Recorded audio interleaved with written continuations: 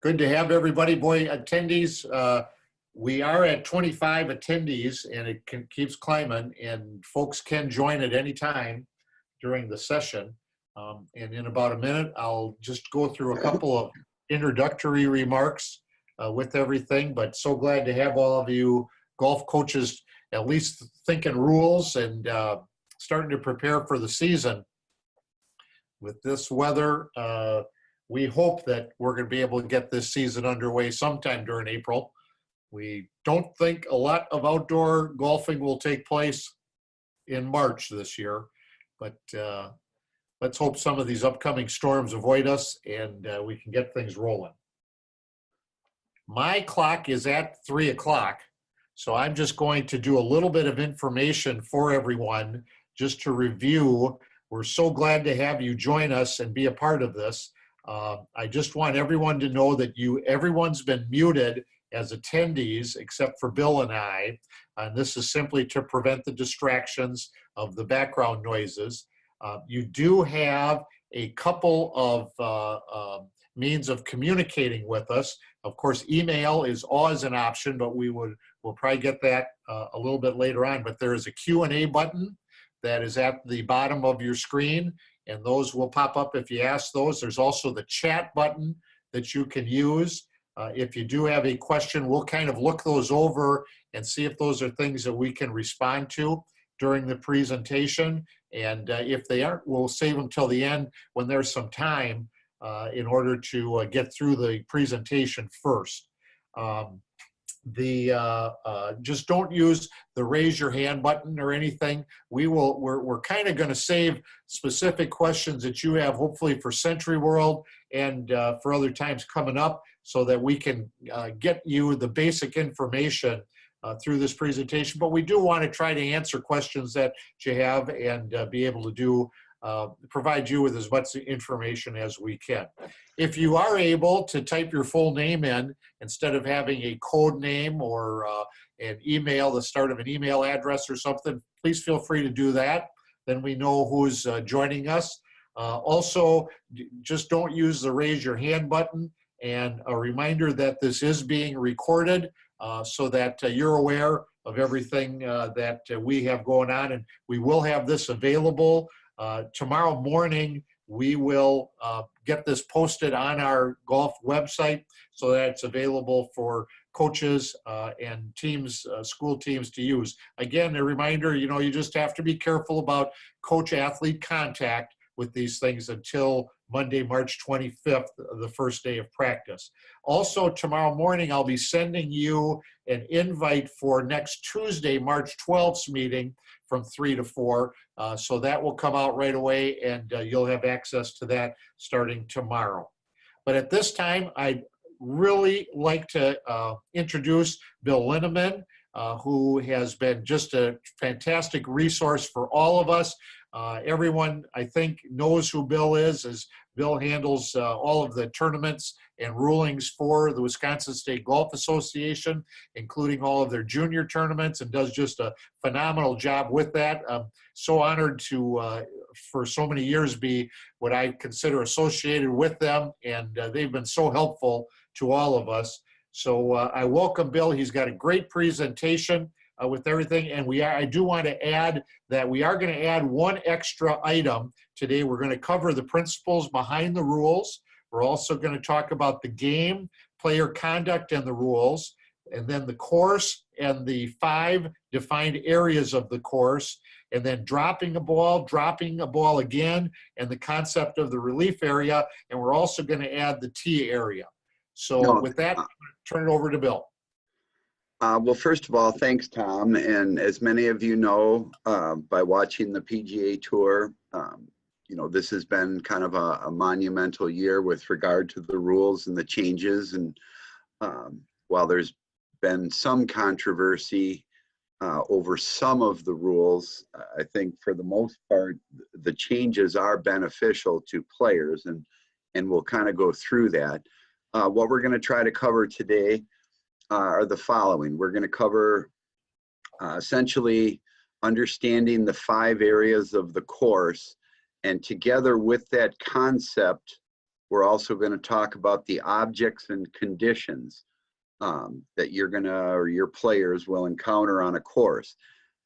Essentially, that's the meat of the rules. If you understand where your ball lies on the course and what are the objects or conditions that you might get relief from, you'll understand 90% of the rules.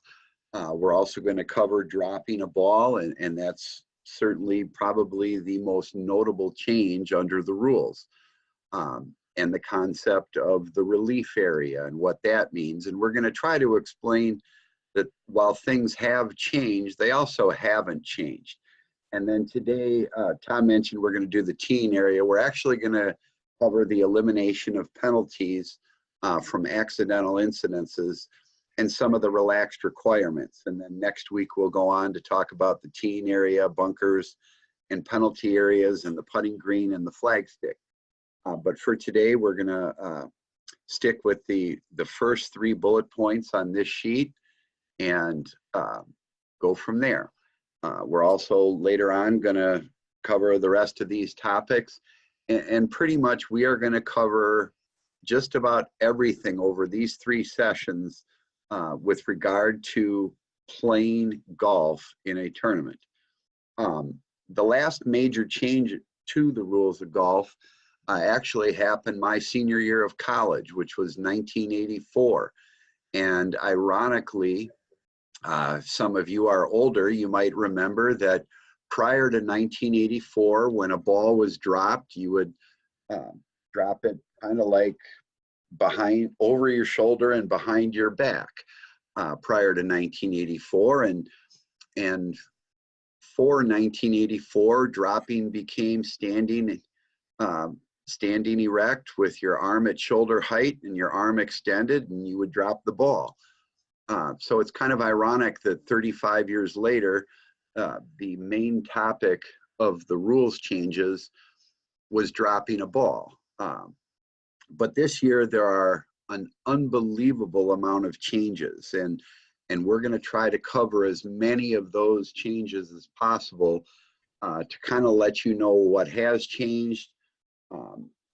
Some instances, things are similar to how they used to be with subtle changes, but basically for this year, there's 3 major themes to the changes to the rules of golf. And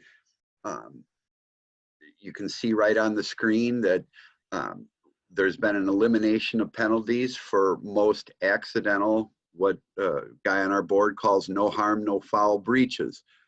Examples of those are, if you don't know, that there's now no penalty for a ball in motion that's accidentally deflected or stopped by a player.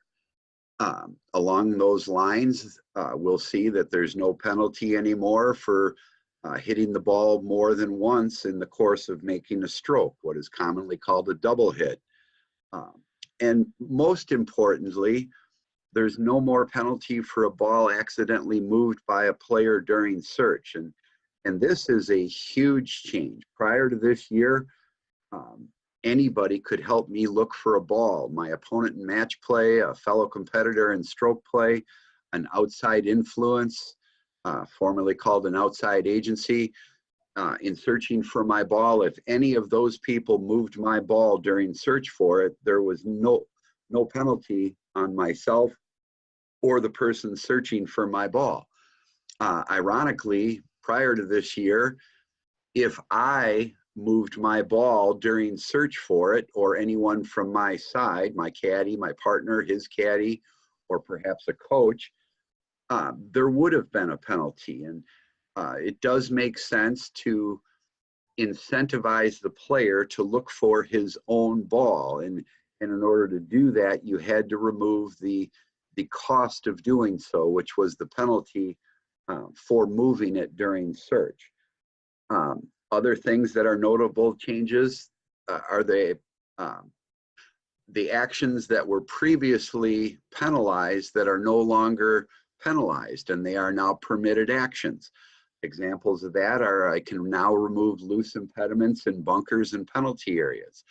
I can repair damage other than ball marks and old hole plugs on the putting green. So those are significant changes that even PGA Tour players would have no problem. They've also tried to simplify the relief procedure, and in doing so, the most notable change, as I previously mentioned, was dropping from knee height, and we've all seen that, and there's been somewhat of a mockery made of that. But when you go back to 1984 and you think of the change of dropping then, and how dropping from shoulder height with your arm extended, that's obviously become, widely accepted and considered the norm. And so the USGA hopes that dropping from knee height will also become the norm. Another huge change that is going to simplify the procedure and falls in line with playing the ball as it lies, or at least to as close to where it lies as possible, is the concept of dropping in a relief area and the ball coming to rest in that relief area, whether that be penalized relief or free relief. And anytime I drop a ball now, whether it's free relief or penalized relief, I can substitute a ball when I'm dropping. At any time, I can substitute a ball when I'm dropping a ball. So under the rules, you have these two great principles, and this is something that's never going to go away in golf. These two rules, play the course as you find it and play the ball as it lies, dates back to the origins of golf in Scotland. Playing the course as you find it is somewhat integral, but what does that mean? Well, it means that when I play golf, I'm pretty much gonna play the course as I find it. And if I hit a ball in the trees, I'm not allowed to bend or break those trees other than in fairly trying to take my stance and see if I can have a swing at the ball. If I hit a ball next to a leaf, I am allowed to move the leaf, but I'm not allowed to improve the area of my lie. Similarly, playing the ball as it lies. If you look at these two pictures, I don't think there's anyone that would have a problem with the picture on the right. We all like to play from a good lie in the rough.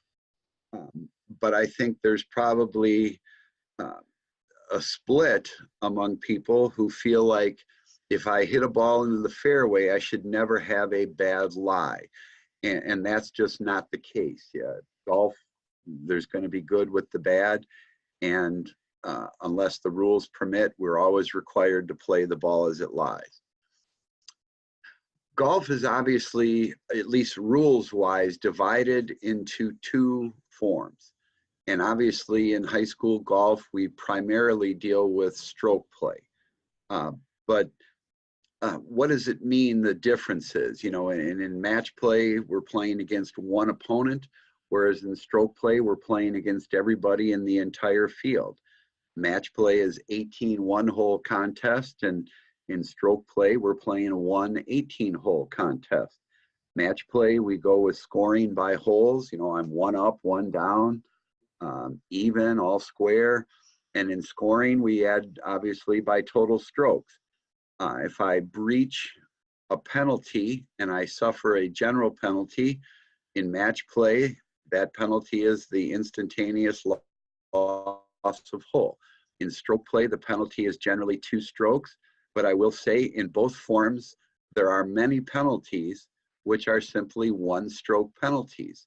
Obviously, if I hit a ball into a penalty area, which is what a water hazard used to be called, if I take relief outside of that penalty area, that's obviously a 1-stroke penalty, whether it be match play or stroke play. Similarly, if I accidentally move my ball, let's say I'm hit it down the middle of the fairway and I'm walking along and I clumsily kick it and move it other than in accordance with the rules, I can get a 1-stroke penalty that way, both in match play and in stroke play. In match play, I have a right to know how that match stands at any time. And in stroke play, one of the interesting things of stroke play is that I have no guarantee of standing although as we increase with technology and we do live scoring, there's a better understanding of how we stand with regard to the other players. A huge difference between match play and stroke play. Obviously in match play, we can concede putts to our opponent and they can concede putts to us. But in stroke play, I must hole out. No matter how many strokes that takes, I am required to hole out. In match play, I can overlook an opponent's breach, but in stroke play, we all need to play under the same rules, whether they be the rules themselves or any local rules that are in effect.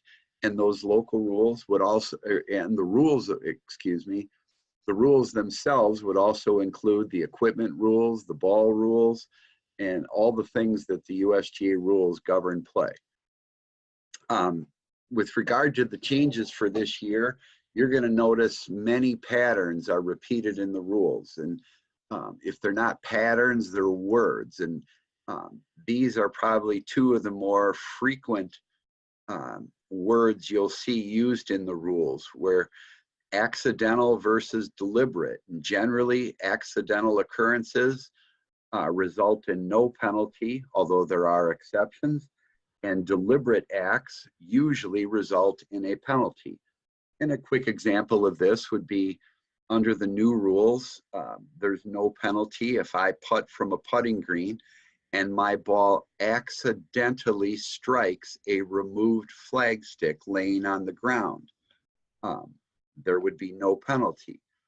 But if I take a flagstick and I position it 3 feet behind the hole, perpendicular to my line of putt or line of play from a stroke on the putting green, and I purposely or deliberately lay that flagstick down to serve as a backstop for my downhill 20-foot putt, I have deliberately taken an action to affect my next stroke, and there would be a penalty for that.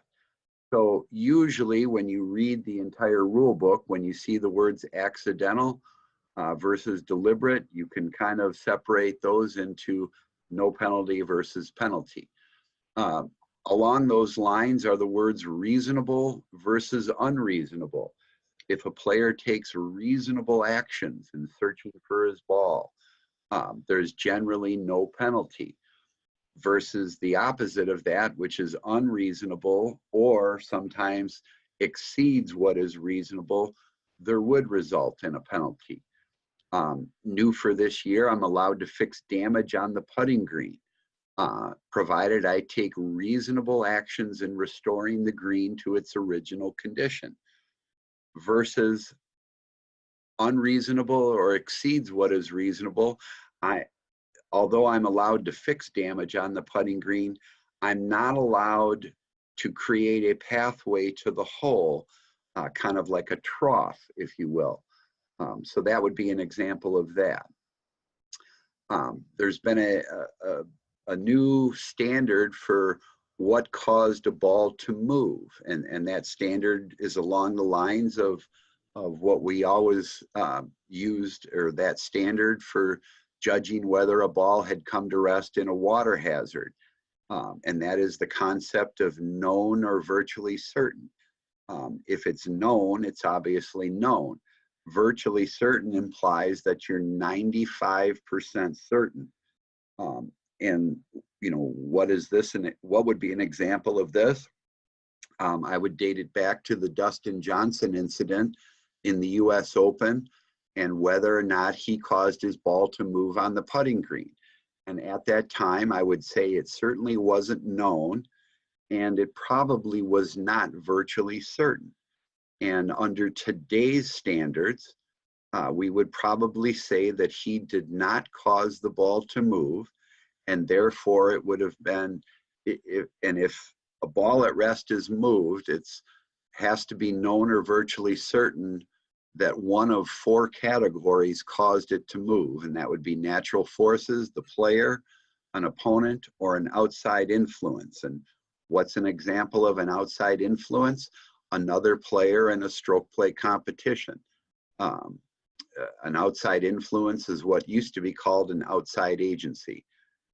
Anytime a ball at rest is moved, we are always going to replace that ball, and there are two exceptions, and we're going to certainly go through one of those when we get to the putting green. New for this year is, when does a player actually receive a penalty? Is it immediately, or is there an opportunity to correct or undo that? What do I mean by that? Obviously, you all know, hopefully you do, that I have to drop a ball from knee height when I drop a ball. You're going to have instances this year where a player drops from shoulder height. I mean, it's happened on the PGA Tour, and it'll happen in high school golf. Well, if I drop a ball from shoulder height and the ball comes to rest somewhere, am I immediately penalized for dropping the ball incorrectly? And the answer is no.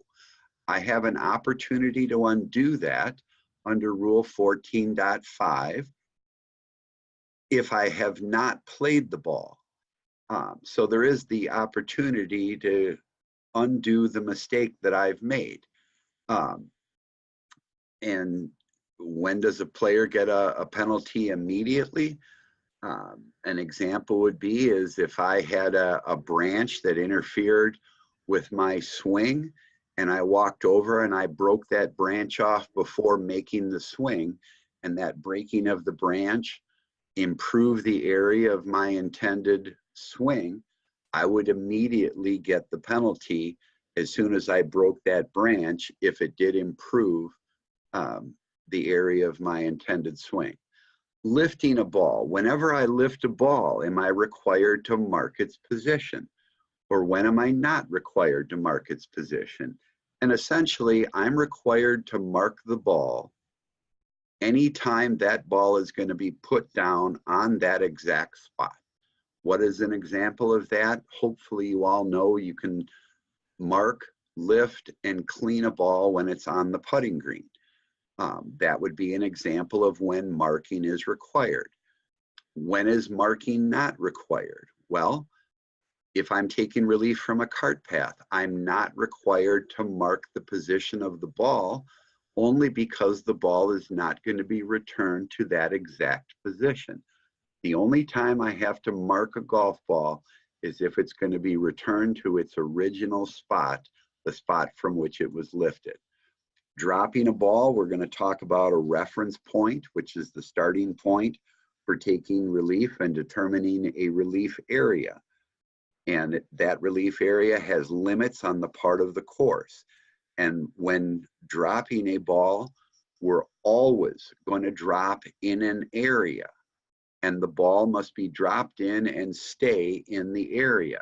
No longer are we going to drop on a spot or on a line, and we'll go into that when we get into dropping a ball a little bit later. Replacing a ball. We'll see that if I'm searching for my ball and we are looking for it, and in bending and moving grass and fairly searching for my ball, we accidentally move it, but we don't know the exact spot from which it was moved, and we don't know the type of lie. Well, that ball was moved, and we're going to place it back on its original spot. And if we don't know the original spot, we're going to estimate that spot and the type of lie we had and replace the ball in that spot. Another big change for this year is required corrections. And I'm going to tell you, in high school golf, this is going to be somewhat significant. Some examples of situations where I am required to correct a mistake I made. If I play a wrong ball, I'm required to correct it by playing the correct ball or by proceeding under the rules. And I'll give you an example of that in a second. If I play from outside the teeing area in stroke play, in beginning play of a hole, I am required to correct that mistake because I have not started the hole from the correct spot. All along, previous to this year and this year, if that happens on the 1st through 17th holes, that mistake must be corrected before starting the next hole. What is new for this year is if one of these required corrections occurs on the 18th hole. In the past, I had to correct that mistake before I left the putting green of the last hole that I'm playing. Now, that correction can take place up to the point where I have returned my scorecard. And that might not seem like a big deal, but if something happens on the 18th hole and a player walks off the green and he comes in to discuss in the scoring area a rules situation that happened on the 18th hole, and that mistake required a correction, in the past, he would be DQ'd. Well, usually what happens is that player walks off the 18th green, goes to the scoring area, starts talking to one of the coaches, and finds out, holy cow, you were supposed to correct that. Well, it would make sense that I would extend that time frame up until the point where I return my scorecard, because oftentimes a player might find out that he has to correct an error at the scoring table. Well, provided he hasn't returned his scorecard to the committee, he can now correct that error, and that's a wonderful change. So we're going to talk a little bit about standards of player conduct, and what the USGA and the RNA have done is they've basically taken the etiquette section of the rules and they've put it into the rules themselves, and it's called standards of player conduct. And believe it or not, even by today's standards, golfers, including high school players, need to act in the spirit of the game. And what does that mean? Well, they have to act with integrity. They're expected to follow the rules, and the rules are written such that players are expected to abide by them. They're expected to apply all penalties that may be incurred, and being honest in all aspects of play. Are there going to be situations where players try to get away with certain things and not be honest? You know, sure.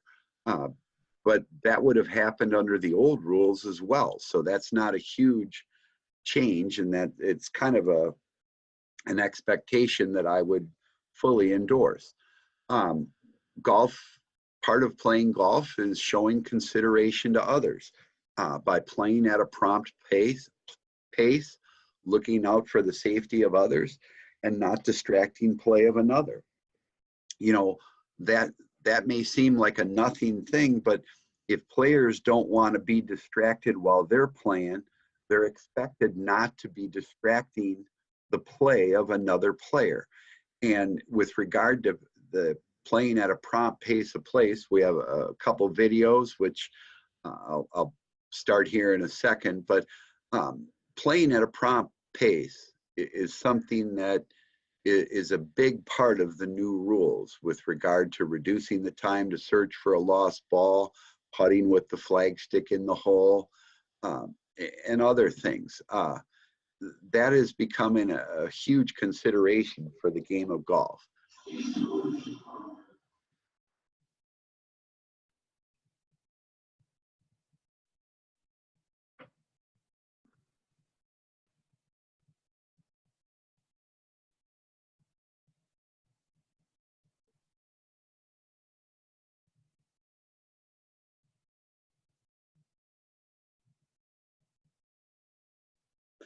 You know, that last sentence, hopefully you all heard the video. Tom, did that come through fairly clear? It didn't. No, I didn't. No, none of the sound came through, unfortunately. Okay. You know, one of the things they were talking about with the video, and I'm not sure what we're going to try to do with the sound here. I'll try to turn it up on my end. The rules suggest that a player play a stroke in 40 seconds or less. And that's a good thing to have in the rules. The unfortunate thing about that is that there's no repercussions under the rules for not playing in under 40 seconds. So committees are still encouraged to have pace of play policies and to encourage expeditious play. You know, not only do players who play slowly affect their own group, but they're also affecting every other group out on the course. And that's something that we all certainly need to be mindful of. I mean, I kind of heard about how long the rounds were at the state high school girls tournament, and we need to do everything possible as a group to try to encourage faster paces of play. And new for this year, although it was sort of implied under the old rules, that ready golf is encouraged, and provided that it can be done safely, golf should be played under the concept of ready golf, regardless of who is away.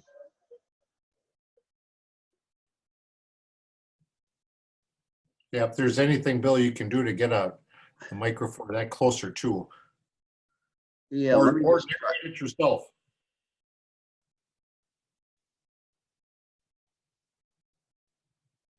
Is that better? Nope, nothing coming through that I can hear. Okay, the videos, we'll have to work on that. I'll have to check because there's going to be others. The other thing, that players are expected to take good care of the course. And while this in and of itself might not seem like a big deal, you know, players are expected, as it says, replace divots, smooth bunkers, repair ball marks, and not causing unnecessary damage to the course.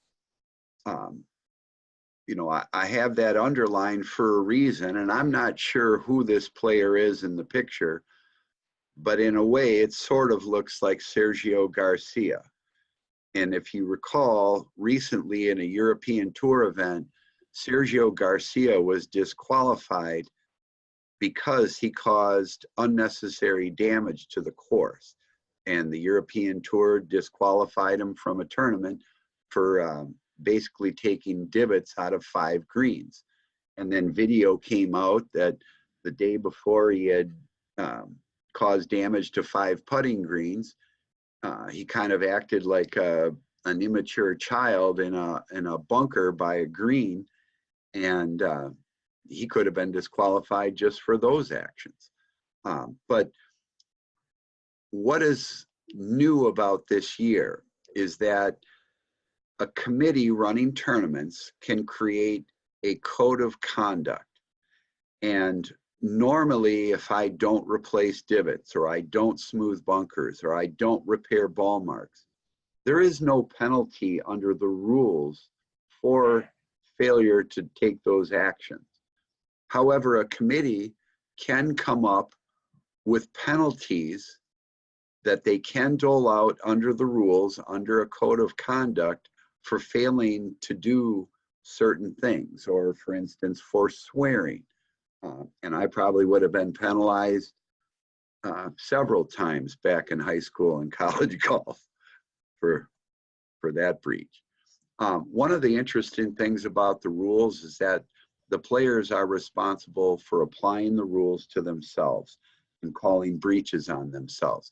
Can you imagine an NBA basketball game being played where the players were going to call their own fouls or their own technicals? I mean, it would be a very interesting game, and it would be almost a free-for-all. So golf is a little bit different in that, you know, we play it by the honor of the game, and that implies applying the rules to the players themselves. Also new for this year is the concept of accepting a player's reasonable judgment. And when does that come into place? Well, sometimes when I hit a ball and it crosses into a water hazard, what's now called a penalty area, I am estimating a spot where that ball last crossed, or I am estimating the nearest point of relief, or I might be estimating whether 3 minutes has gone by. And that reasonable judgment is going to be accepted even if it's shown after the fact to be wrong. And how would that be shown to be wrong? It would be shown to be wrong by either video evidence or other information. Well, last I checked, Tom, I don't think you have a TV contract for your high school golf meets. We don't. So that is usually going to be by other information. So, you know, how are you going to deal with that? If somebody comes along and says, hey, you know, he dropped a ball here, but he should have dropped it here. Well, if the player used reasonable judgment, we're going to accept that fact, even if it's shown to be wrong later on. And that's a good change. As we move into the new rules, you know, one of the things that golf never did in the rules is explain what it is. And golf is played in a round of 18 or fewer holes on a course by striking a ball with a club. And one of the things I want you to notice is how the word round and course are in italics. And I've also bolded them. First of all, a round of golf is what used to be the phrase stipulated round.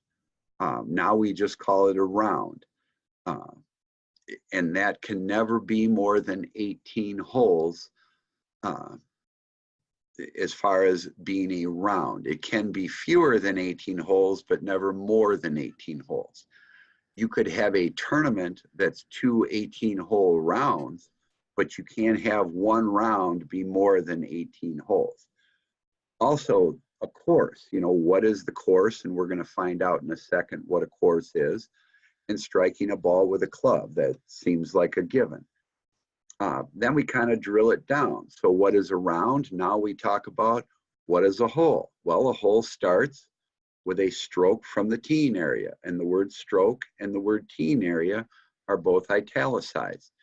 A stroke is, you know, forward movement of the club made to strike the ball.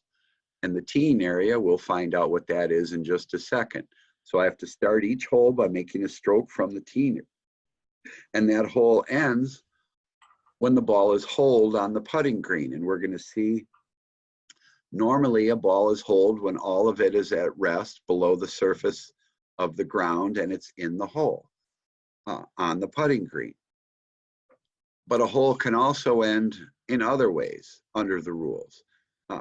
This occurs mostly in other forms of play besides stroke play, but a hole could end if, say, a putt was conceded. That hole would end the moment the player has been conceded a putt.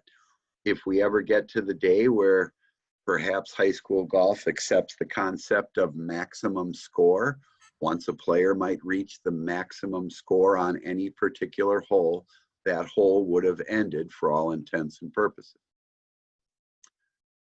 Here again, we see, you know, one of the principles of the rules of golf show up right in the very first rule. For each stroke, the player must play the course as he or she finds it and plays the ball as it lies. Well, if this were a player in this predicament that's in the picture, obviously I have a terrible lie and I have a bush either in front of or behind my ball, depending on what direction I'm playing. Well, the rules require me to play the ball from that lie without improving it. And they also require me to negotiate the bush without moving, bending, or breaking that bush. I would have to take the least intrusive action to get at that ball and make a stroke. But there are exceptions where the rules allow me to alter conditions on the course. I'm allowed to move and bend grass when searching for a ball. If my ball is in a bunker and it's buried below the sand, I am allowed to move sand with my hand or a club or a rake in searching for a ball in a bunker.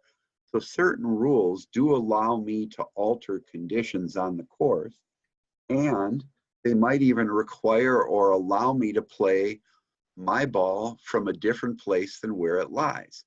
An example of requiring a player to play the ball from a different place than where it lies, if I hit a ball out of bounds, I'm not allowed to play from out of bounds. I'm required to play from a spot different than where it lies. Under the allow category, the rules might allow me to play from a different place than where it lies. There are many examples of this. I can take relief from a cart path. I can take relief from a sprinkler head. I can take relief from abnormal course conditions. I can take relief from a ball in a penalty area. There are many instances where the rules allow me to play from a different place than where my ball lies, and it's up to the player to know those situations. One of the things that's key to understanding the rules, and Tom and I were speaking about this before we started, one is understanding the course and what are the areas of the course. And next with that is understanding the different objects and the different conditions that might allow me relief from those objects or conditions. So first of all, a huge part of understanding the rules is understanding the course. Now, what is the course? The course is the entire area of play within the edge of any boundary set by the committee. So right off the bat, that tells us the course is where I'm allowed to play, and the boundaries, meaning the out of bounds, are set by the committee. And within that course, the course itself, that part that's inside the boundaries, are made up of 5 defined areas. And I can tell you that each of these areas have respective rules. The teeing area is covered into Rule 6.1 and 6.2. Bunkers has its own rule, Rule 12. The putting or penalty areas has its own rule, Rule 17. The putting green has its own rule, and it's Rule 13. And part of Rule 13 is not only the putting green, but also the flag stick. And it's important that I understand where I am on the course. And if I'm not in one of the 4 areas that are specified or defined, the teeing area, bunkers, penalty areas, or the putting green, everything else is called the general area. This term used to be called the area that was through the green. Now it's called the general area. And it's a hugely important concept that I understand what parts of the course are what. As I mentioned, the teeing area is the area that the player must play from in starting play of a hole. And that would be in the picture number 1 here. And we'll see what the teeing area is in just a moment. All bunkers on the course, not just on the hole I'm playing, but if I'm in any bunker on the course, Rule 12 applies. If I'm in any penalty area, whether it be on the hole I'm playing or another hole, Rule 17 applies, and the rules governing penalty areas apply. And that has become a very open concept in terms of penalty areas, and we'll get to that in a second. The putting green is the area of the course specially prepared for putting on the hole that I'm playing. When we speak of the putting green, it is the putting green of the hole that I'm playing. So a green can be a putting green. If this was the first hole, this might be the putting green of the hole I'm playing. And every other green is a wrong green. Well, once I get to the second hole, while playing the second hole, the putting green for number 1 is a wrong green. Any part of the course that's not the teeing area of the hole I'm playing, the putting green of the hole I'm playing, or any bunker or penalty area on the course is considered the general area. And the general area covers every part of the golf course except for those 4 defined areas. So it's very important that you understand, or the players understand, the concept of where they are on the course, because there are always rules that apply to those areas. The general area includes all teeing locations on the course other than the teeing area and any wrong green. Why is this important? You know, if I were on a wrong green, normally on a putting green, I'm allowed to mark, lift, and clean my ball and replace it. But if I'm on a wrong green, I'm not allowed to mark, lift, clean, and place my ball or replace my ball. I'm required to take free relief off of that wrong green. And new for 2019, the nearest point of relief has to include my stance and my swing, not just the lie of the ball as it was in the past. The teeing area. The teeing area is the area the player must play from in starting play of a hole. And the teeing area is one of the 5 defined areas of the course. When we start out the session next Tuesday, we're going to find out that whether my ball is in play or not, if my ball lies in the teeing area rules apply. Well, what does that mean? Well, I'll give you an example.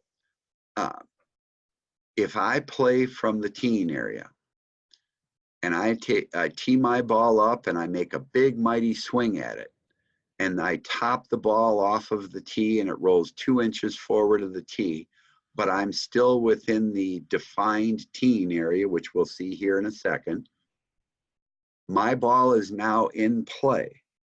And in the past, I would have had to play it off of the ground because I had made a stroke at it and it was now in play.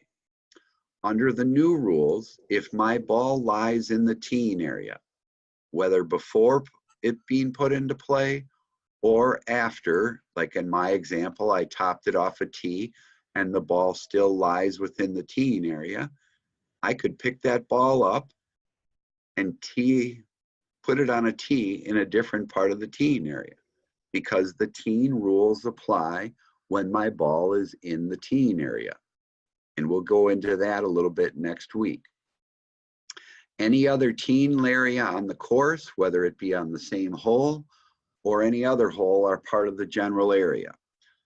Well, I don't know if any of you have taken the WIAA rules test, but there was a question where a player had finished, I believe it was the 6th hole, and during the competition, the players were playing from the white tee markers. And the player finishes the 6th hole, walks over to the blue tee markers of the 7th hole, which are located 20 to 30 yards behind the white tee markers. And he starts chipping and putting. And this is how you kind of have to understand the rules and how they all work together. So 1, am I allowed to practice between the play of 2 holes? And the answer is yes. I'm allowed to practice just like I used to be. I can practice putting or chipping on or near the putting green of the hole last played, and I realize the WIA, I think under a local rule, prohibits that, correct? Correct. Okay. But I am allowed to practice putting on a practice putting green if that happens to be located nearby. And I'm also allowed to practice between the play of 2 holes on or near the next teeing area of the hole to be played. Okay, well, if I'm playing in a competition where we're playing white tee markers, and I finish the 6th hole and I walk up to the blue tee markers, which are not anywhere near the white tee markers, and I practice putting or chipping next to the blue tee markers, am I in the next teeing area or am I in the general area? And if I'm not in the defined teeing area of the tee markers that I'm playing, I'm in the general area, and practice between the play of 2 holes is not permitted in the general area other than on or near the previous putting green or the next teeing ground. Well, the local rule that the WI puts into play negates practicing on the putting green I just played, but under my specific question, a player would have to practice putting or chipping near the white tee markers because those are the tee markers that he's playing. That is the defined teeing area of the next hole. And hopefully you understand that concept. And again, the tee markers are the distance between the 2 tee markers and 2 club lengths in depth. And all of the ball must be outside of the teeing area for the ball to be considered outside of the teeing area. So while Over here on the left, this ball is partially outside. Not all of it is. So this ball is still within the teen area. This ball is obviously completely in front of the tee marker, so it is outside the teen area. So the teen area is exactly that. It's an area between the tee markers, the outermost edge of the tee markers and the forwardmost edge, and it's 2 club lengths in depth. And the 2 club lengths, measuring club lengths this year has changed. A club length is now defined as the longest club of the 14 that I'm allowed to carry other than my putter. And everybody who I've ever come across in the last 30 years of working in golf, when they talk about measuring club lengths, the only problem anyone ever had was someone measuring with a long putter. Other than that, they didn't have a problem. Well, the USGA has taken care of that by saying that a club length is the length of the longest club of the 14 clubs the player has during the round, other than a putter. Club lengths are used for 2 purposes: to define the teen area, and that would be the depth of the teen area, not the width, and in determining the size of the player's relief area. And let's face it, most of the time, you're concerned with determining the size of the player's relief area when you're taking relief. And we'll see that in just a moment. So when understanding the parts of the course, we need to understand some of the new terminology, and what used to be called water hazards are now called penalty areas. And while they used to be described as an open water course, and somewhat still are, really a penalty area is simply an area from which relief with a 1-stroke penalty is allowed if a player's ball comes to rest there. And if I do take relief, I have to drop a ball outside of the penalty area from which I'm seeking relief. So as we delve further into the definition of what a penalty area is, on this page, this part of the definition is what a penalty area, or excuse me, what a water hazard used to be the definition. You know, a water hazard used to be considered a sea, lake, pond, river, ditch, surface drainage ditch, or other open water course. Now it says a penalty area is any body of water on the course, including all of the previously mentioned items, whether or not marked by the committee. And this is huge for high school golf, because more often than not, you play on golf courses that are generally not marked. So all of these open water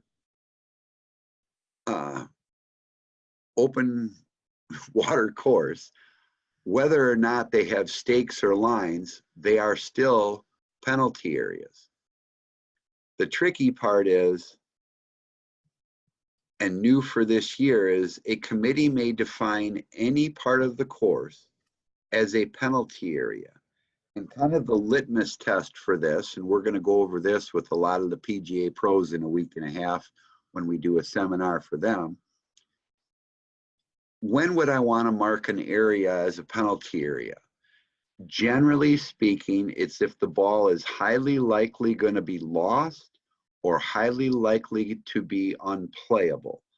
And this is new for 2019. But I want to point something out. While I can have, as the committee, I can define any part of the course as a penalty area, I have to do just that. I have to define it. Not only that, I have to mark it. Because if you notice, whether or not marked by the committee is not included down here on the other parts of the course that the committee may define as a penalty area. So if I'm going to state that part of the course is a penalty area, I either have to do it one of 3 ways. I either have to do it with stakes or painted lines or by physical features. What would be an example of physical features? The clearest one that comes to mind are areas of fescue. For instance, if I were to go play Erin Hills, all the areas of fescue are clearly defined where you can clearly see the edge of the penalty area. And we're going to see here in a minute that one of the good things about the new rules is that if my ball is lying in a penalty area, in playing the ball, I can take any action inside a penalty area that I can take outside of that. I can remove loose impediments. I can ground my club. I can take practice swings. I can touch ground or water. All of those things that I can do in the fairway or rough, I can now do in a penalty area. So that's a wonderful change. Penalty area, as I mentioned, is one of the 5 defined areas of the course, and the rules governing penalty areas are covered under Rule 17, as I mentioned. Bunkers. You know, what is a bunker? A bunker is an area of the course from which sand or soil, soil or turf has been removed and replaced with sand or the like. It's generally a defined area. One of the new changes for this year that we'll see when we get to the bunker section is that a wall or lip of a bunker that's not part of the sand. So an earthen wall or a grass wall is not part of the bunker, whereas in the past, that earthen lip used to be part of the bunker. The putting green is the area of the hole that the player is playing that is specially designed for putting, and it's one of the 5 defined areas of the course.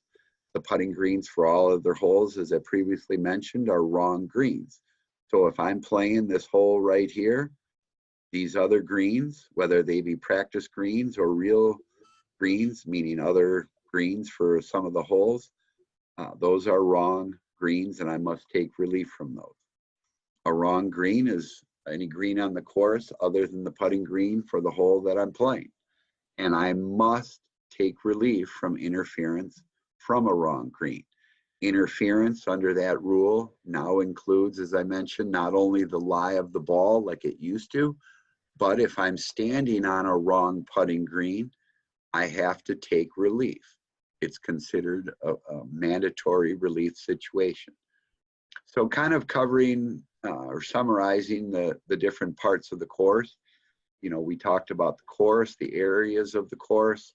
You might want to delve into what out of bounds is and how the margin of, the edge of out of bounds rises above the ground and goes below the ground. The 5 defined areas of the course are here in blue. And if it's not the teen area, any penalty area, any bunker, or the putting green of the hole I'm playing, it means I'm in the general area. Understanding the concept of a wrong green, and then the word hole versus hole. What does that mean? Well, very simple. If you see one of these words is italicized, when you see the word hole in italics in the rules, what they're talking about is the hole in the putting green, in which is the ending point of the hole, non-italics, that I'm playing. So a hole that is italicized is the cup in the ground. The hole, not italicized, is a combination of the teen area, putting green, and hole that I am playing. A no-play zone, excuse me, a no-play zone is the all-encompassing term for what used to be called an area that might be considered an environmentally sensitive area or an area of ground under repair from which play is prohibited. An example of that might be a flower garden. You know, the superintendent doesn't want you to play out of the flower garden. Or Tom, up by you, you know, the flower hole at Century World. It's so beautiful. I would be so upset if one of our players ever played out of those flower gardens. You know, they put a lot of time and effort, and play is prohibited from those areas. So we'll move on. As I mentioned to Tom before this seminar started, if you can understand the areas of the course, what's left are those things that you're going to come across on a course. Certain rules give free relief, meaning relief with no penalty, from interference by certain defined objects or conditions. And I can tell you, on a course, you're going to come across either natural objects or man-made objects. Those are the only two. They're either going to be movable or they're going to be immovable. An example of a natural object that is immovable would be a tree. You're not going to be able to remove a tree, nor are you allowed to get free relief from it. But if a branch or a leaf breaks off of that tree, it then becomes a natural object that is a loose impediment. And it would be important to understand what a loose impediment is. Right before this seminar started, I jokingly looked up the definition of loose impediment.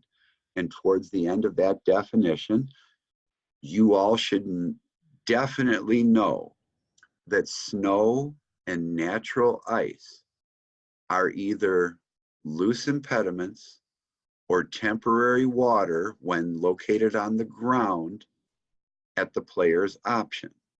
So what does that mean? Well, if it's a loose impediment, the ball stays where it is and I remove the object, the loose impediment. If it's temporary water, it's an abnormal course condition. And then I would be allowed to lift the ball and drop it within one club length of, and not near the hole, the nearest point of complete relief, and the ball would need to be dropped in the relief area. So I'm going to come across certain objects or conditions. Among these are, as I mentioned, loose impediments. I'm then going to come across movable obstructions. Movable obstructions are essentially the opposite of loose impediments. They are man-made objects that are movable. What are examples of these? Well, a cart, a rake, and a bunker. But one thing that people forget about, what is a golf club lying on the ground on the side of a green? Even if it's my equipment, is it man-made? Is a club man-made? Yes. Is it movable? Yes. So it's a movable obstruction. Even though it's my equipment, it's a man-made object that is a movable obstruction. What is a flagstick when it's been removed from the hole and is lying on the ground?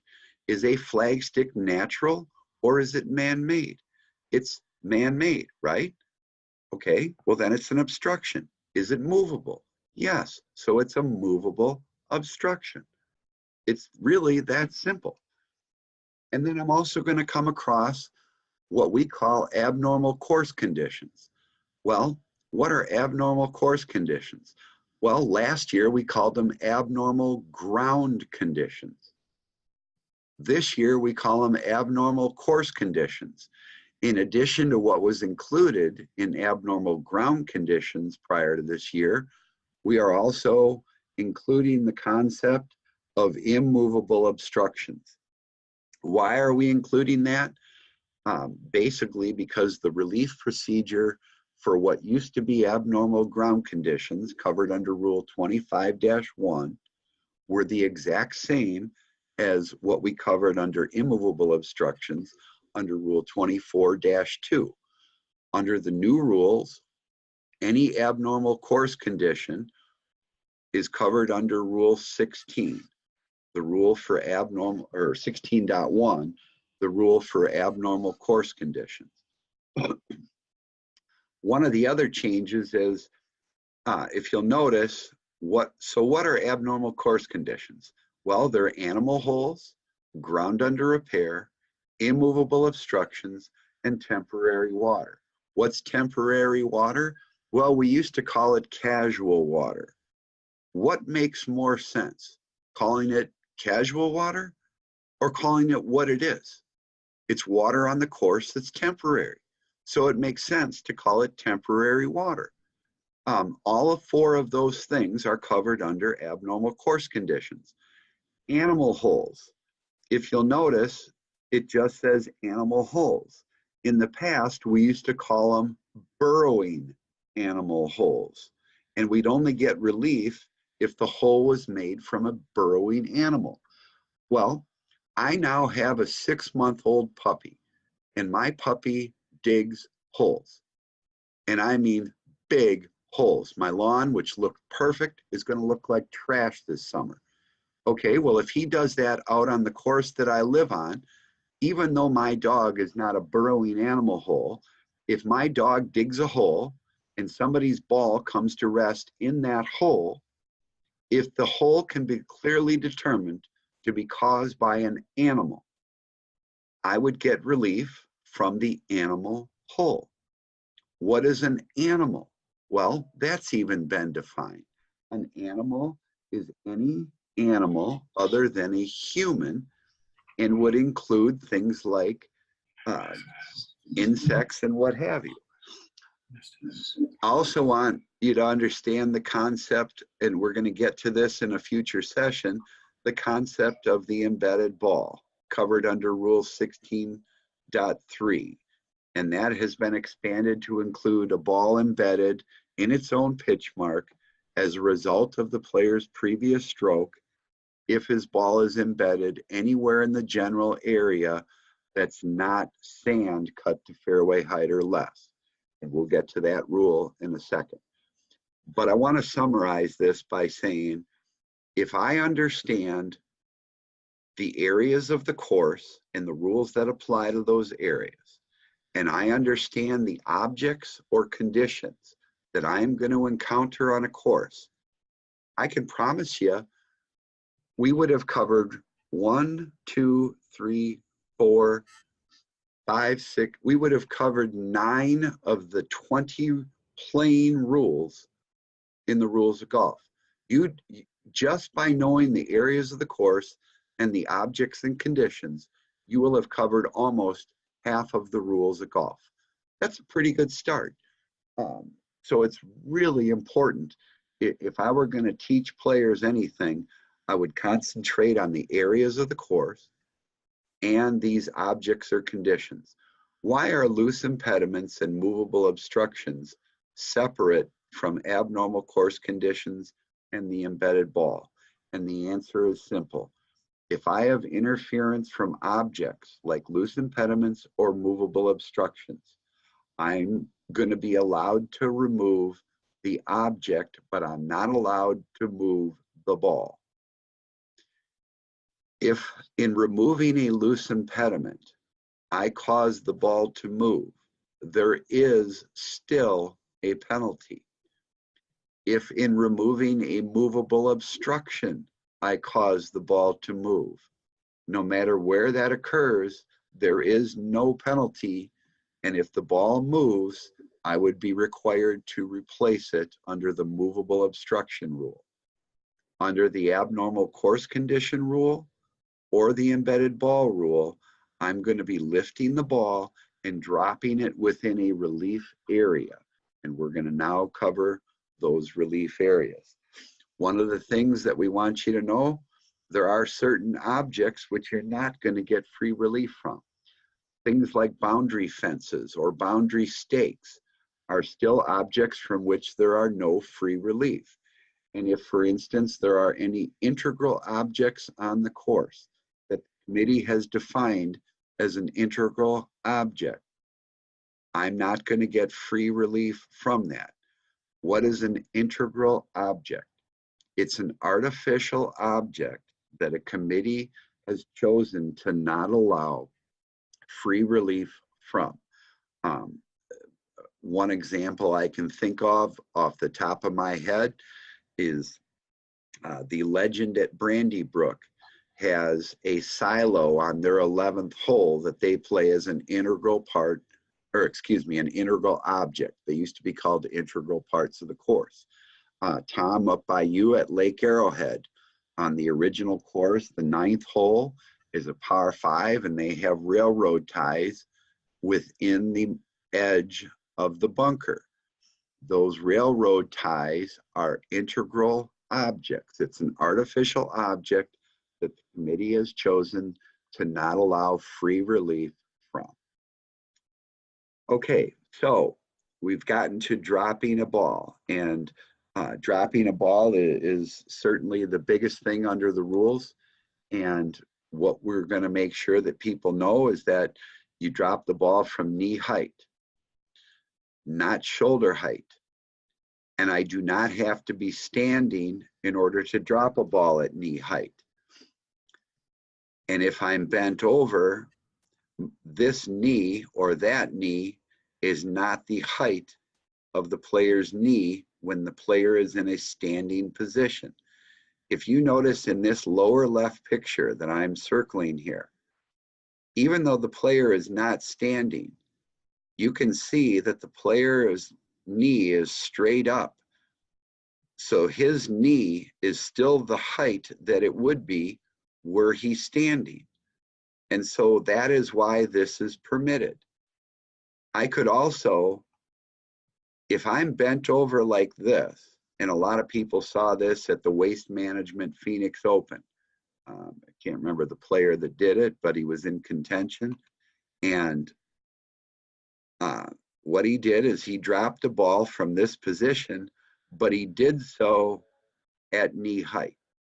And the key is that you're dropping the ball from knee height, and you don't have to be in a standing position.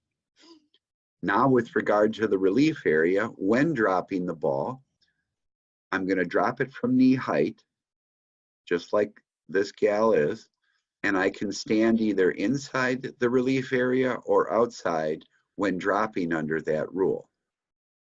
When I drop the ball in the right way, which means I drop it at knee height, the player drops it and it lands in the relief area, the ball must come to rest in the relief area or I have to drop again. So in this case, the player dropped here, the ball came to rest here, the players completed the process of dropping the ball in the relief area. If I drop a ball in the correct way and it lands in the relief area, but it rolls out, that drop would count, but I would have to drop again because the ball did not come to rest within the relief area.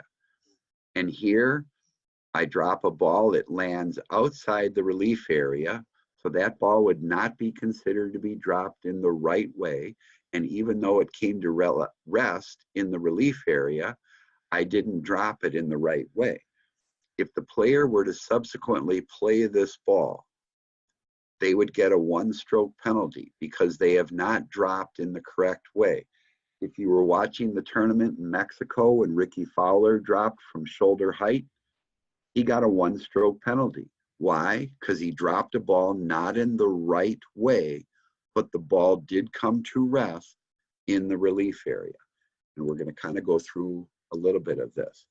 So when I drop a ball, Rule 14.3b requires me to drop a ball in the right way. Dropping the ball in the right way means three things. The player must drop the ball. He must drop it from knee height so that it falls straight down and must not hit the player or the player's equipment before hitting the ground in the relief area, and the ball must land in the relief area. One of the changes for this year is, under the old rules, if my ball hit the tee that might be marking the area, under the old rules, I wouldn't have to re-drop. But under the new rules, if I drop a ball and it hits either the club that I've used to measure or the tee that I've used to mark the reference point or the outside of the relief area, then I would have to drop again. So a ball cannot hit the player or the player's equipment before it hits the ground. Once it's hit the ground after being dropped in the right way, a ball could then hit my equipment or myself and not have to be re-dropped, which is another change for 2019. So when do I drop again? Well, I would drop again if I didn't drop from knee height, like for instance from shoulder height. If my ball hit myself or my equipment I would have to drop again. And if the ball did not land inside the relief area, I would have to drop again. And in all three of those examples, that drop does not count. Why? Because I did not drop in the right way. The right way means the player dropped the ball, he dropped it from knee height, and the ball landed in the relief area without hitting the player, his equipment, etc., before striking the ground.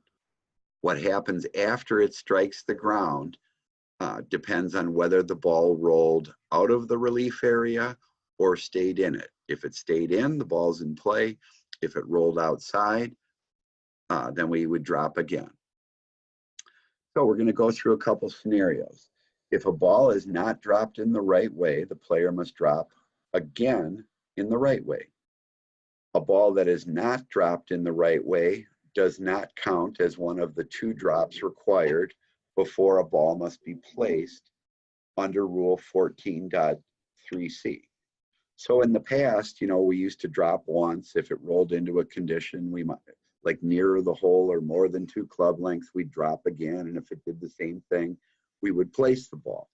Well, now it's kind of the same prospect, only I'm dropping in a relief area. And if a ball is played after dropping in the wrong way, I would get a 1-stroke penalty if the ball dropped in a wrong way is played from the relief area, like Ricky Fowler in Mexico, or I would get the general penalty if I dropped in the wrong way and I played the ball after having been dropped the wrong way from outside the relief area, or if placed when required to drop again. So what would be an example of placed when required to drop again? Well, first of all, let's go to the second point. How would I get the general penalty? I would drop at shoulder height, the ball would land and it would roll outside the relief area, and then I would play it. That's going to be a 2-stroke penalty. And you're going to have that happen a few times. I would venture to guess the 1-stroke penalty will happen several times. The third part, placed when required to drop again, is a little harder to understand. So I'm going to give you an example. I drop a ball from shoulder height and it lands in the relief area and it rolls outside of the relief area. Okay, so I now drop again, correct? Did that drop count? And the answer is no, it didn't count. So now I drop from knee height and the ball I drop correctly. From knee height, the ball lands in the relief area and it rolls outside the relief area on my second drop. So I've dropped from shoulder height and the ball rolled outside the relief area. So now I know I need to drop again. I drop again correctly the second time from knee height, and the ball lands in the relief area and rolls outside of the relief area. What drop was the second drop? Was it the first or the second? Under the rules, the second drop in my example was really the first drop, because the first drop from shoulder height was not in the right way. And as we can see with the second bullet point, a ball not dropped in the right way does not count. So if I dropped in the wrong way the first time and the ball rolled outside, I dropped in the right way the second time and the ball lands in the relief area and rolls outside, what might a player then do? He might think it's the second drop, correct? He then might place the ball where it landed in the relief area on the second drop, right?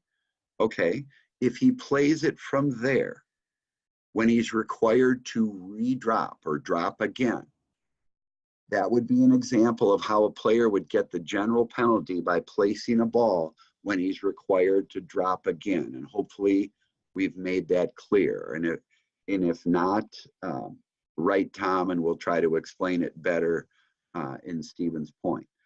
Most importantly, and this has happened several times on the PGA Tour, if I drop a ball in the wrong way, so I drop it from shoulder height, or I drop and it lands outside the relief area, whatever. One of the three things is not done in the correct way. But I've not yet played the ball. I may lift the ball without penalty and correct the mistake. How? By lifting the ball and dropping in the right way. That's permitted. If you recall, there used to be the eraser rule under the rules of golf, which was 20-5. A ball incorrectly dropped, placed, or what have you. Now that is rule 14.5. It is simply correcting a mistake for a ball that has not yet been played, but has been dropped, placed in the wrong place. So you might not hear this, but a player is taking relief, so I'll kind of go through it. He determines his nearest point of complete relief, which is the tee behind. He creates the 1 club length relief area. He drops the ball, it lands inside the relief area and rolls outside of it. He then drops it again, and the second time it rolls outside. So he's dropped correctly both times. Both times the ball was dropped in the right way. Both times the ball landed in the relief area, which is part of dropping in the right way, but both times the ball rolled outside the relief area. So what does he do? He places it where it landed when dropped again, meaning the second drop.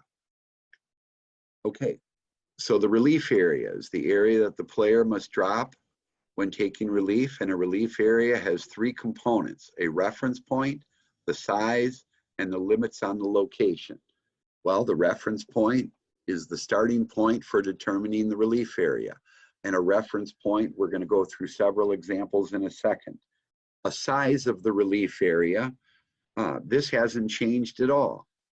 If you think of it, under the old rules, I would always get to drop within 2 club lengths under 2 different rules: lateral water hazards and lateral relief under the unplayable ball rule.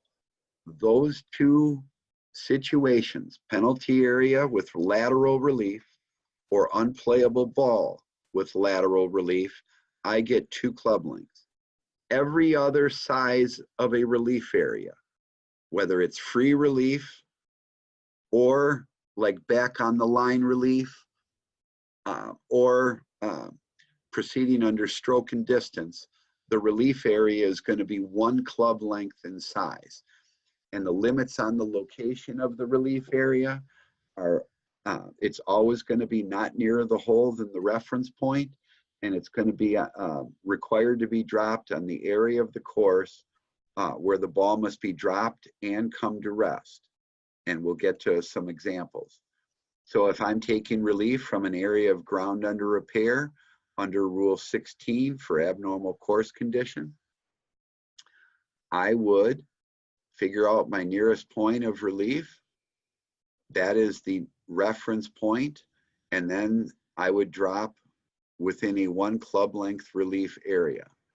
If my ball last crossed the edge of a red penalty area, just as I would in the past, I would estimate that spot, mark it, and then I would measure 2 club lengths, and I would get a relief area.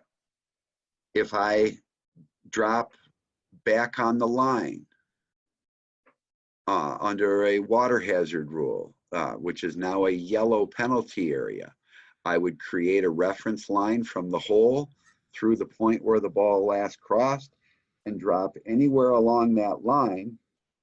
But I would first create a player chosen point, when we'll get into this when we get into penalty areas, and then this will create a relief area that's 1 club length, and instead of dropping just on the line, I'm going to be able to drop anywhere in a relief area that's that way. If I have to play under stroke and distance, under Rule 14.6, meaning play a stroke from where the previous stroke was made. If that stroke was made from the teen area, I would tee a ball anywhere from the teen area. If it was made from the general area, a bunker, or a penalty area, I'm going to go to the spot where the previous stroke was made and drop a ball anywhere within 1 club length. If I proceeded under stroke and distance on the putting green, and I played a stroke from that point, and the ball, for some reason, I have to proceed under stroke and distance, I would place the ball back on the estimated spot from which this stroke was last made. And if I'm taking relief from an embedded ball, it's the spot right behind where the ball was embedded, and I would get to drop within a 1 club length relief area. This is a nice change because in the past, I would always have to drop as near as possible to the spot at which the ball was embedded. Now I essentially pick the spot right behind that, and then I drop a ball anywhere within that 1 club length.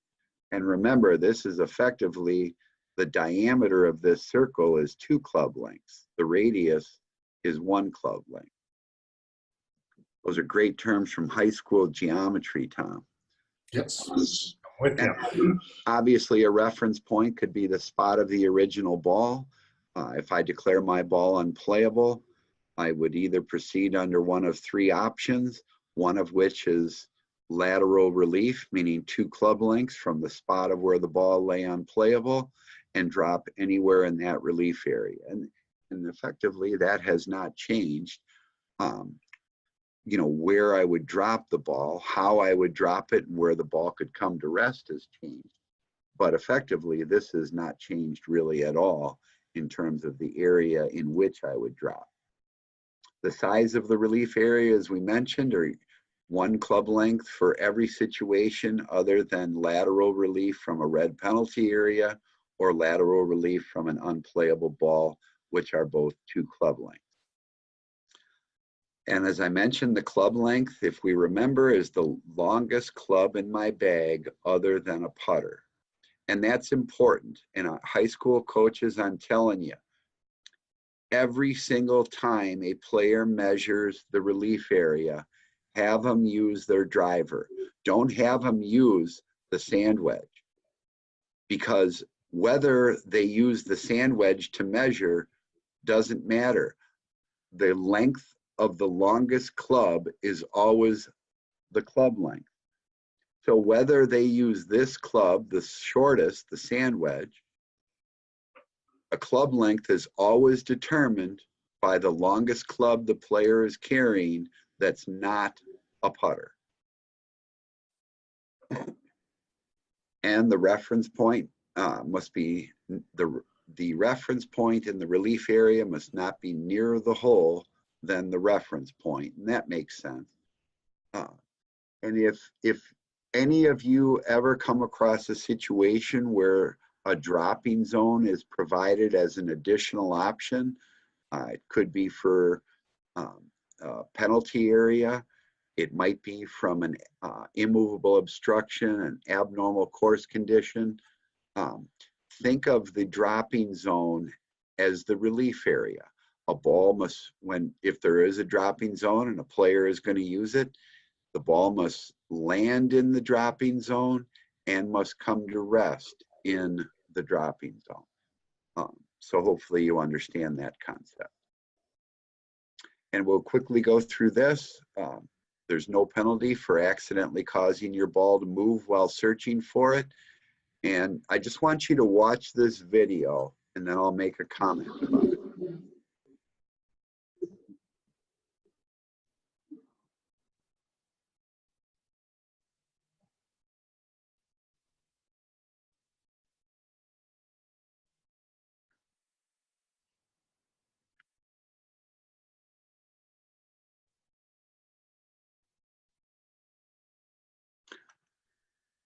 Okay, hopefully you notice that the player was essentially swiping his feet through the grass in searching for a ball.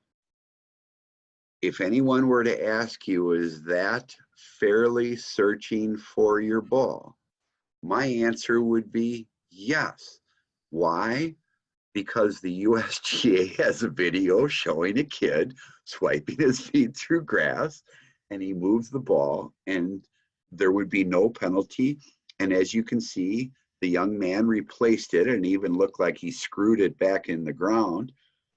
But basically, that player was proceeding correctly. He was fairly searching for his ball. The ball was moved accidentally while searching for it, and he replaced it with his hand by putting it back on the spot or the estimated spot from which it was moved under hopefully the same lie or the most similar lie, and estimating that lie and putting it back. And again, replacing a ball is always placing it back on the original spot. We're never dropping a ball on a spot. We only drop a ball in an area. We do, however, place or replace a ball on a spot. And if we don't know the original spot, we estimate the spot. New for this year are all accidental deflections are treated the same way. And remember, it's accidental, not deliberate. They're treated as the same way, no penalty, and the ball is played as it lies when it comes to rest after the deflection. Okay, so if my ball, I make a stroke at my ball, it hits a tree and comes back and hits me, that's no penalty, and I would play the ball wherever it comes to rest. Which leads to, what if I double hit the ball? Well, prior to this year, that was a one-stroke penalty. The stroke that I made counted, and the fact that I struck the ball more than once was a penalty stroke. New for this year is the stroke I made counts. If I strike the ball more than once, it doesn't matter. The only thing that matters is the one stroke I intended to make. So striking the ball more than once is no penalty, and the ball is played as it lies. And if you think of it, this makes sense, because if I hit a ball and it strikes a tree and it hits me, my cart, my bag, myself, that's not a penalty, correct? Well, if I make a stroke at a ball, and while my ball is in motion, it deflects off my equipment, isn't that the same thing? Yeah, it's a ball in motion deflected or stopped by my equipment. So it makes sense that a double hit is no longer a penalty. I'm also allowed to repair damage on the putting green, and we'll cover this a little bit under the putting green, but this is a great damage. I'm allowed, if I accidentally cause my ball to move, whether it be by my club, a ball mark, setting it up, all I do is replace the ball on its estimated spot. Or if I drop the coin on it, accidentally step on it. I always find that hard to believe. Or it caused my ball marker to move. All I do is simply replace the ball or the ball marker back on the spot. If you remember, Tom, this was a local rule that we had in effect the last couple years, didn't we? Yes. And this primarily also resulted from the Dustin Johnson incident. So this is another good change that's been incorporated into the rules. Some of the relaxed requirements, and we're almost at the end. In the past, if I were going to lift a ball to identify it, I used to have to call over my marker or fellow competitor in stroke play and let them know that I was going to lift a ball to identify it when that is necessary. Well, now I don't have to call over my marker or fellow competitor. I can simply walk over to my ball, mark it, and lift it to identify it when it's necessary. But that doesn't give me free rein to go mark and lift my ball anytime. It's only if I'm unable to identify my ball without lifting it, like if it were in the rough or what have you. If your ball's lying in the fairway, I promise you part of that ball is going to be identifiable in some way to the player. Another way, I don't have to call over my marker or fellow competitor to see if my ball is cut or cracked. In the past, that was called unfit for play. Well, unfit for play used to include a ball that was cut, cracked, or out of shape. No longer is a ball damaged if it's out of shape.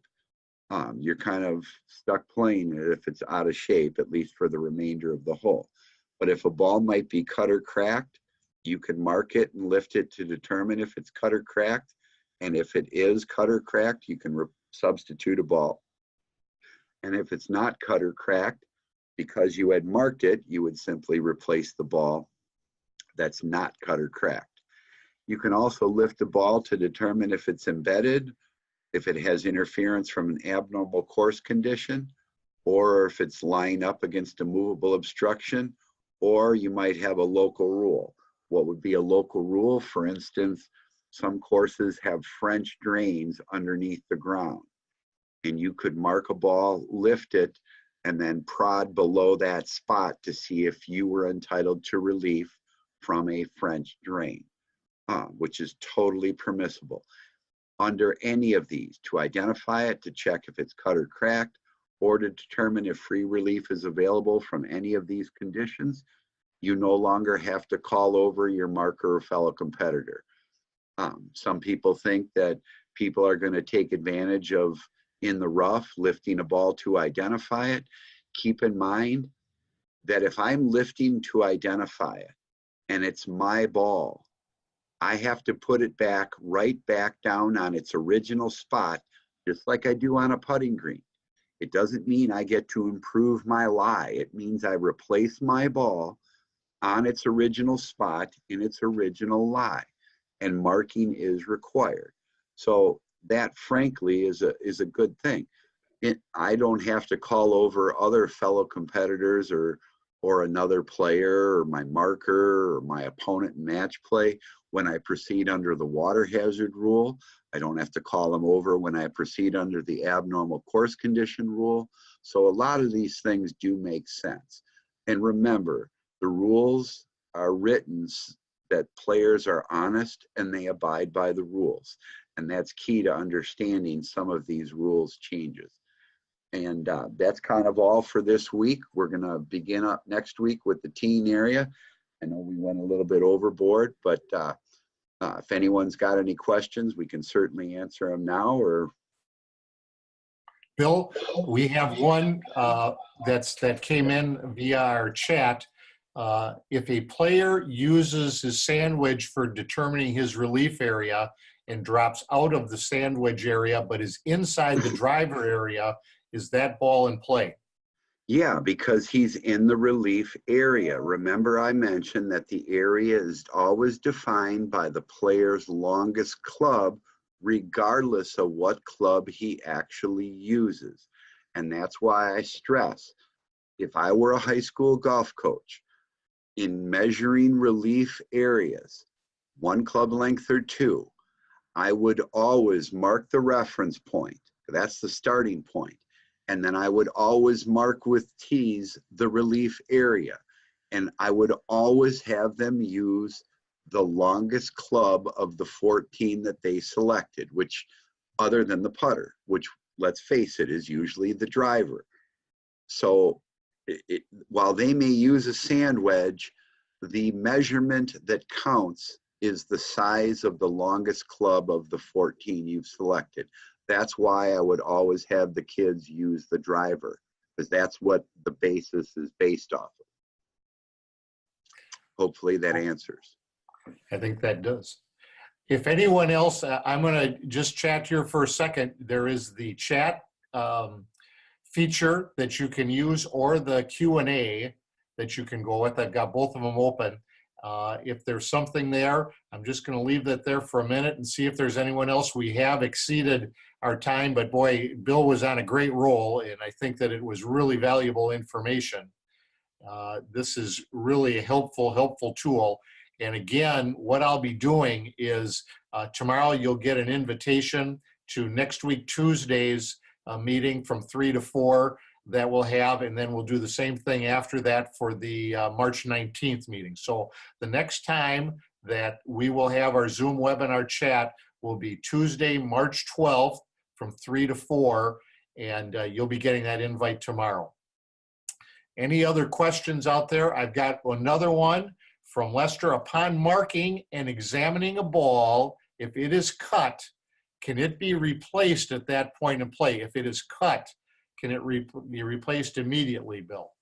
Yes, if the ball was indeed cut, meaning there was a visible cut in the ball, the player could substitute a ball back down on the spot from which his ball was lifted, which, as you know, would have been marked by an object.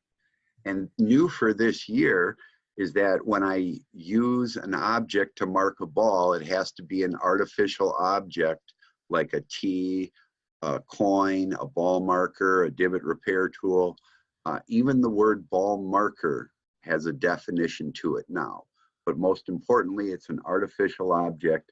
I couldn't use a stick or a flower or a leaf or something. It has to be an artificial object. Well said. All right. I think for now, unless something pops up here quickly, we're going to end this session, and then we'll resume next week, Tuesday. If you have some other questions, feel free to email them to me, and I'll get those to Bill if I can't respond to them. We'll make sure that we get an answer to you, and otherwise keep them for the March 23rd meeting at Century World that I hope you're all registered for with the Wisconsin Golf Coaches Association. We're looking forward to a great day there. Lots of other issues I'm sure are going to come up prior to that time, and I do want you to know, I think the big question that's lingering out there, at least that I'm getting, is how to stand behind players and basically coaches acting as caddies. We're going to get to that in our third session, so I want you to just be aware that an answer is coming for you on that. I thank you all for your extra time and for attending this very first one. This was a neat way to do things, and the first time we've done anything like this with coaches besides seed meetings.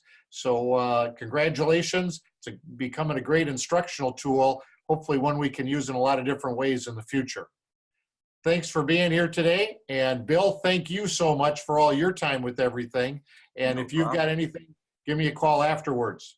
Sure. No, well, I'll try to get the video thing ironed out. I'm not sure why that's not working. Yep, the only thing there was the sound. You could see the video. Right. Your narration is just as good, so feel free to continue that aspect. Yeah, we may have to do that because I'm not sure what caused that. You bet. All right, we'll see everybody on Tuesday then. Thanks again. Have a great weekend, and if you can, watch the girls' basketball state championships. We will. Thanks, Tom. All right. See you then. Thank you, Bill. Bye, everybody.